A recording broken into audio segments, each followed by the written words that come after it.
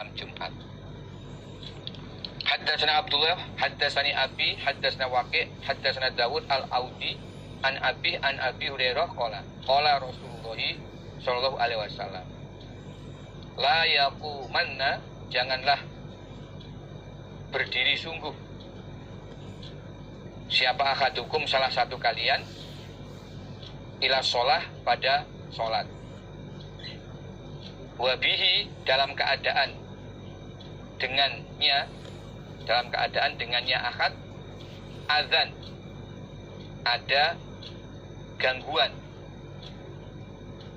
yaitu min ghaid, berupa berak, maksudnya apa, kebelet berak, au baul, atau kencing, maksudnya kebelet atau rasa ingin untuk kencing.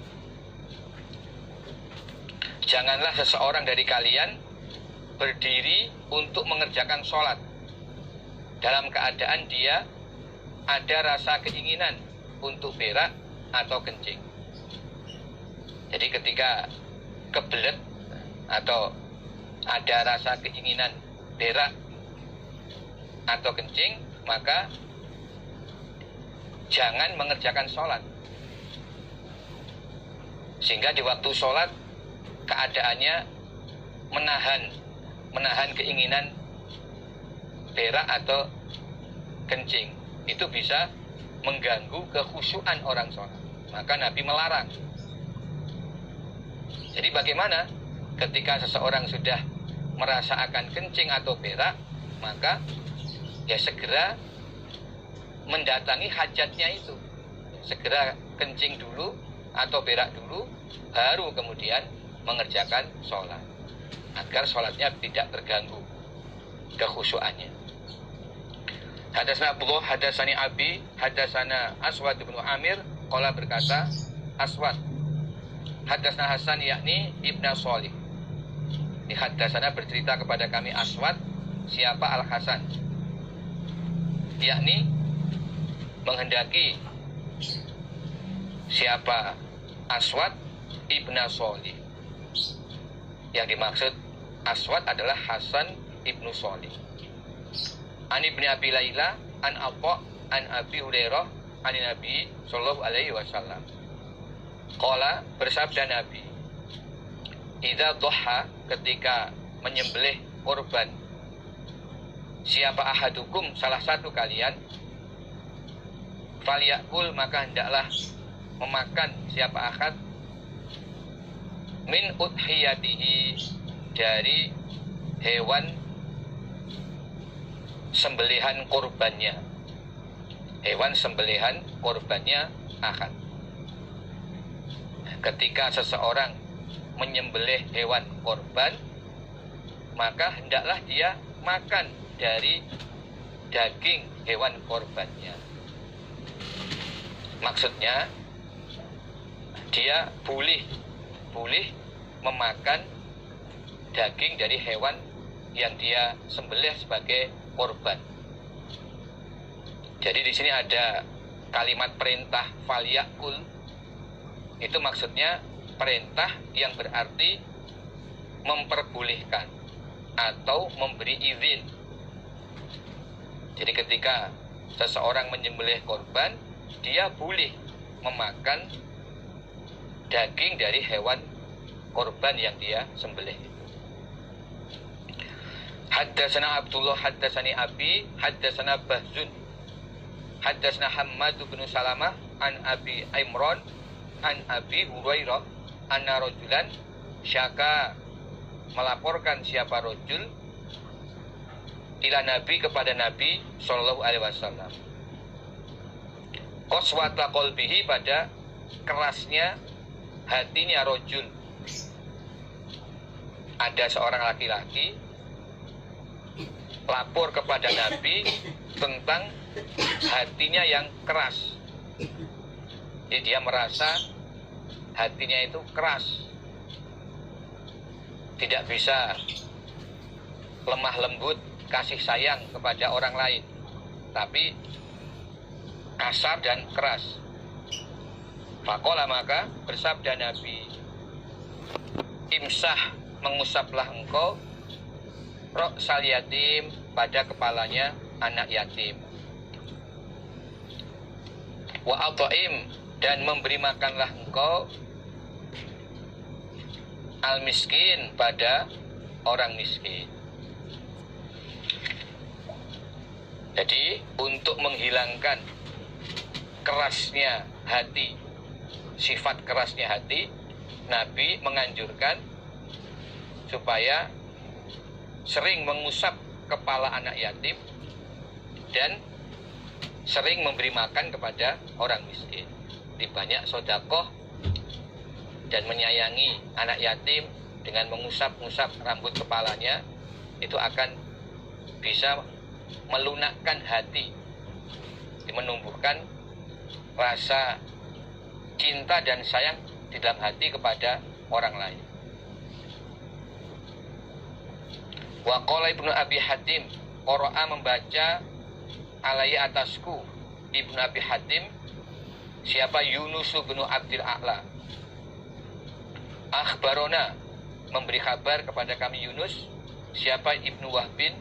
Akhbaroni Syabib bin Sa'ad an Abil Jauza an Ibni Abbas, qala berkata Ibnu Abbas, qala bersabda siapa? Rasulullah sallallahu alaihi wasallam, lau rahima, seandainya menyayangi siapa? Allah min qaumi Nuh, dari kaum Nabi Nuh, ahadan, kepada seseorang, la rahima, niscaya menyayangi siapa Allah imro'atan, pada seorang wanita, lama ro'at, ketika melihat siapa wanita itu, alma, pada air, yaitu air banjir, hamalat, maka menggendong dia wanita, waladaha, pada anaknya wanita itu, summa so'idat, kemudian naik siapa wanita, al-jabala, pada gunung, falamma balaghoha, ketika sampai pada gunung, apa? Alma, air, itu air banjir, so'idat, maka menaikkan siapa wanita, bihi, dengan anak, mangkibaha, pada pundaknya wanita itu. Falamma balago, ketika telah sampai apa? Alma, air banjir, mangkibaha, pada pundaknya wanita itu, wadu'at, maka meletakkan siapa wanita, waladaha, pada anaknya wanita, ala roksiha, di atas kepalanya wanita. Falamma balago, ketika telah sampai apa? Alma, air banjir, roksaha, pada kepalanya wanita itu, rofaat, maka mengangkat siapa wanita, waladaha, pada anaknya wanita, biyadiha, dengan tangannya wanita. Falau rahimallah, maka seandainya menyayangi siapa Allah, minhum, dari mereka kaum Nabi Nuh, akhadan, pada seseorang, la rahima, niscaya menyayangi siapa Allah, hadhil mar'ata, pada perempuan ini. Nabi bersabda, seandainya Allah berkenan memberi rahmat kepada seseorang dari kaum Nabi Nuh yang kafir, tentu Allah akan memberi rahmat kepada seorang wanita yang kafir dari kaum Nabi Nuh, yang ketika dia melihat air banjir, dia menggendong anaknya, digendong di depan dada begini. Kemudian wanita itu naik ke gunung untuk menghindari banjir. Tetapi ketika air banjir juga sampai ke gunung, wanita tersebut mengangkat anaknya di atas pundak agar anaknya selamat dari genangan air banjir. Tapi ketika air banjir mencapai pundaknya, pundak wanita itu, maka dia meletakkan anaknya di atas kepalanya. Nah, disunggi di atas kepala. Walaupun dia sudah terendam di air banjir sampai kepalanya, tapi anaknya tetap selamat di atas kepalanya. Nah, ternyata ketika air banjir juga sudah menenggelamkan kepalanya, maka wanita tadi mengangkat anak tersebut dengan kedua tangannya. Jadi angkat begini. Tujuannya agar anaknya selamat. Walaupun wanita itu mati tenggelam dilanda banjir. Itu menunjukkan betapa besarnya kasih sayang wanita tersebut sebagai seorang ibu kepada anaknya. Ya. Sampai detik akhir kehidupannya, dia tetap berusaha menyelamatkan anaknya. Walaupun dirinya sendiri sudah tidak bisa tertolong, tenggelam air banjir, nah, dia masih berusaha agar anaknya bisa selamat. Tapi toh dengan demikian, ya anaknya tetap tidak selamat.